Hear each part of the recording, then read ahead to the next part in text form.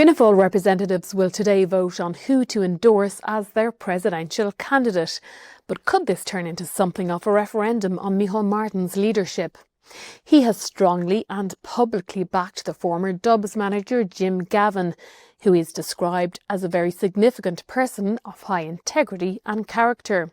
But amongst the party grassroots and backbenchers, many are annoyed at how the leader has handled this process and believed he snubbed someone from within their own ranks and with long service to Fianna Fáil, the MEP Billy Kelleher. Some 71 TD senators and MEPs will vote in a secret ballot today, and while Gavin is widely expected to win, there is confidence in the Kelleher camp, which has been growing in the past 48 hours, that this will be a close contest.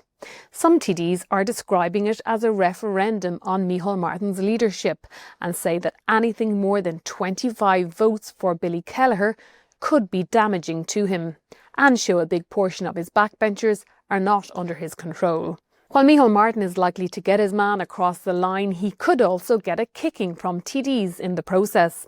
Whether that does any lasting damage to his leadership will depend on whether Jim Gavin can succeed in winning the presidential election.